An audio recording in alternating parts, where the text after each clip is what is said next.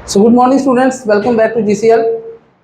हमने जैसे कि आपके साथ प्रॉमिस किया था कि हम आपके लिए कुछ वीडियोस लेकर आएंगे रेगुलर बेसिस पे। मैं कुछ वीडियोस लेकर आपके लिए आया था मैथ्स की। अब आज मैं जो एक टॉपिक लेकर आया हूँ आपके लिए, दैट इज़ साइलॉग्स, और ये आपका रीजनिंग का एक बहुत ही इंपॉर्टेंट टॉपिक है, क्योंकि कोई भी एग्जाम उठाकर आप देख लीजिए, उसमें साइलॉग्स के आपको देखिएगा, आपको 2 से 3 क्वेश्चन जो आपको पक्का दिखाई देंगे। So what I think, Silox is one of the most important topic of reasoning for any competitive exams. This is my experience because I would like to share with you that banking से लेकर और जेके SSB तक आप कोई सा भी exam उठाकर देख लीजिए, चाहे वो जेके पीएससी का एग्ज़ाम है, चाहे वो एसएससी का जीडी का एग्ज़ाम है, सीजीएल का एग्ज़ाम है, चाहे बैंकिंग का कोई भी एग्ज़ाम है, आपको साइलॉग से क्वेश्चन जरूर दिखाई देंगे।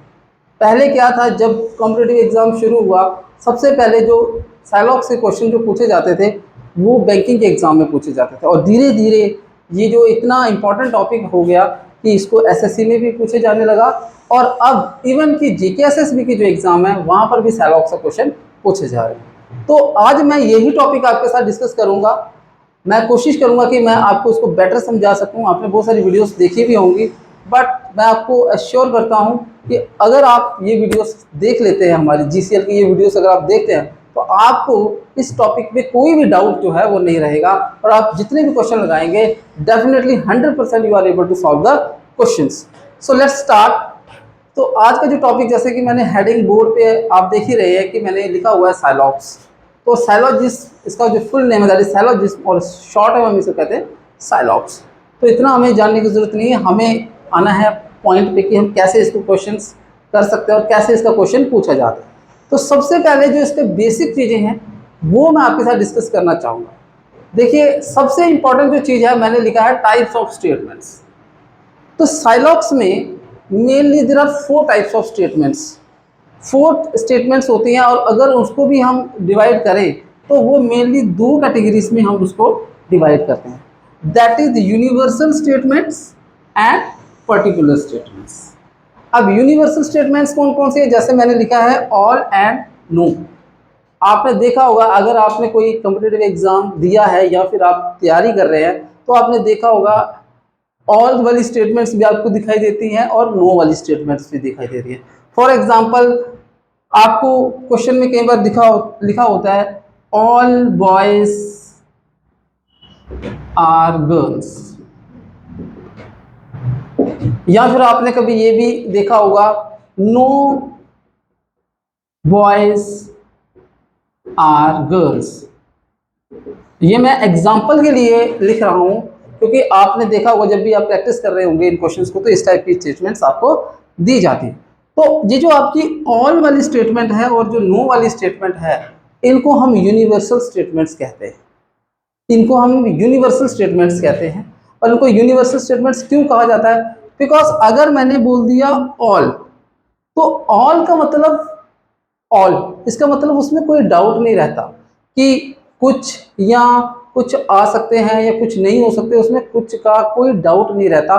दैट्स वाई जो यूनिवर्सल स्टेटमेंट है उसमें कोई डाउट नहीं रहता। और ऑल जब मैंने बोल दिया कि all students are allowed, for example मैं आपको एग्जांपल दे रहा हूँ कि सभी, all students are allowed, it means चाहे वो जितने भी बच्चे हैं सभी अलाउड हैं।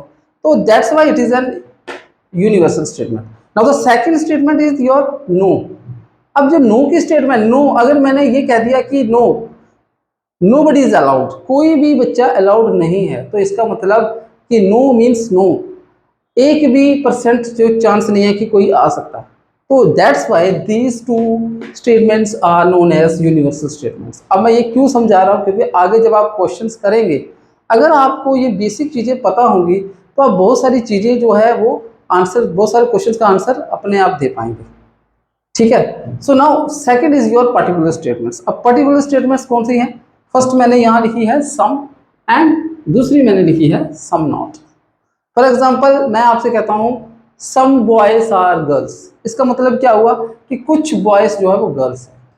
अब देखिए, this is a particular statement, some boys are girls. अब सम कितने?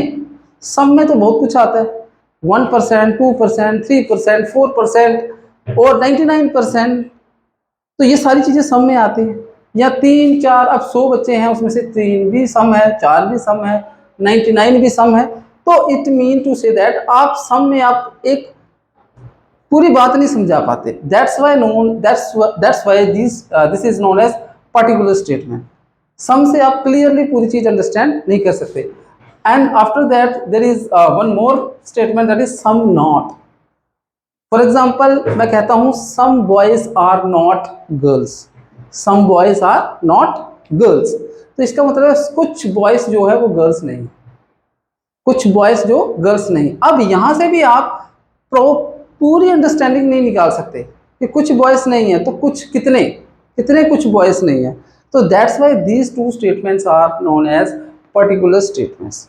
अब इसमें मैंने इस वीडियो में मैंने एक चीज़ और आपको, नीचे जो वेन डायग्राम्स मैंने बनाई है, और इस टॉपिक को हम वेन डायग्राम से ही करेंगे, क्योंकि वेन डायग्राम ही एक ऐसा मेथड है जो सबसे सिंपलेस्ट है और जिससे आप जल्दी से जल्दी अपना क्वेश्चन जो है सॉल्व कर सकते हैं।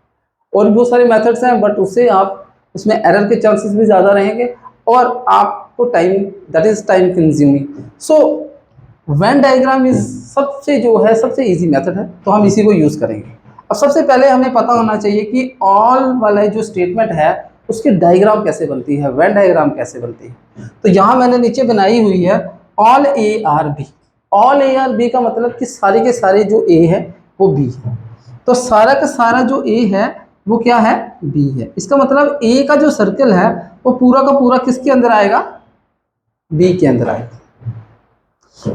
एंड दूसरी जो हमारी डायग्राम है जैसे नो की डायग्राम, तो नो की वेन डायग्राम कैसे बनती है, नो ए आर बी, कोई भी ए जो है वो बी नहीं। तो आप इस तरीके से बना सकते हैं, ये ए ऐसे करके और इसको क्रॉस करके, दैट इज योर बी। इसका मतलब ए और बी के बीच में नो का रिलेशन है, ए और बी का नो का रिलेशन। तो जब भी आपने वेन डायग्राम बनानी है, ऑल की डायग्राम हमेशा ऐसे बनेगी और नो की डायग्राम हमेशा ऐसे बनेगी।